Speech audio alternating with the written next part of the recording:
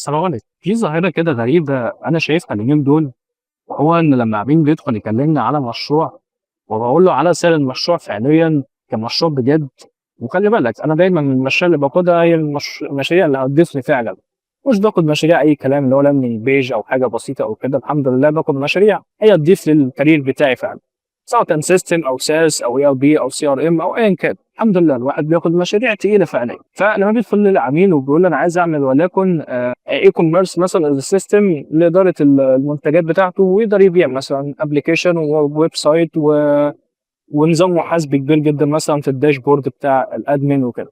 ولو افترضنا إن في كمان vendors فمثلًا إيه ممكن نقول multi vendors. فلمّا باتكلم مع العميل وباقول له السعر الفلاني كده وليكن 100 جنيه تمام، مثلًا يعني هندّي مثال وليكن 100 جنيه، فألاقي العميل استغرب جدًا ولا يقول لك لأ ده كان خارج التوقعات تمامًا. طيب ليه؟ يقول لي أصل في غيره فلان سعر بحوالي 20 جنيه أو 10 جنيه. طب أنا باستغرب جدًا، بيقول لي: "ما هو دلوقتي إحنا بقينا في عصر الAI وكل حاجة بقت تمام وشغالة." أنا صراحةً ما باشتغلش مع العميل ده، لإن هو ما حسّش بقيمة الشغل ولا حس بقيمة الشغل اللي بيقدمه المبرمج تجاه الشغل. وممكن العميل ده أنا أشوفه شوية مُتعب ليّا، حتى ما بيكون فاصل معايا ممكن منزّل 100 جنيه دي ب50 جنيه.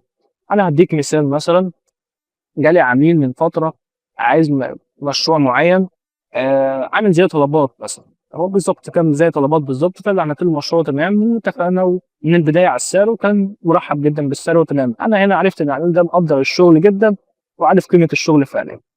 فجالي بعد فترة نفس عميل تاني نفس الشغل تقريبًا ولكن بمزايا أقل، فتقريبًا سعّرت له الفلوس تقريبًا تلتين الفلوس اللي أنا سعّرتها من قبل كده للعميل الأولاني، لإن المزايا أقل.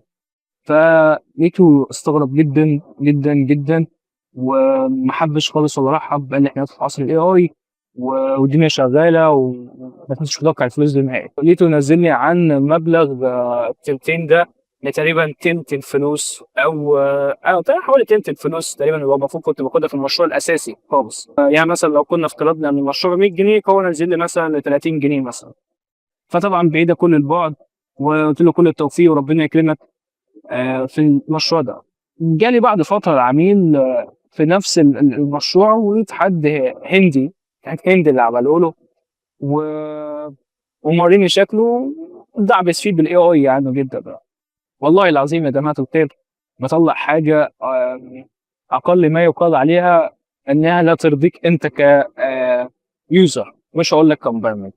قال لي: "تاخد المشروع كده؟" قُلت له: "صعب، أنا لو هاخد المشروع هاخد المشروع أنا عامل المشروع من الأول." وقيس أمثلة على كده كتير جدًا إن العميل مش بيقتنع بجودة الشغل اللي بيقدمه المبرمج ولا بالمبرمج بيتعب قد إيه في الشغل والمعمارية بتاعته وفي حاجات كتير جدًا. فصراحةً محتاجين إن إحنا نوقّف الناس بتاع مشروع وامتلك system ب10 جنيه والكلام الفاضي ده، وبس كده.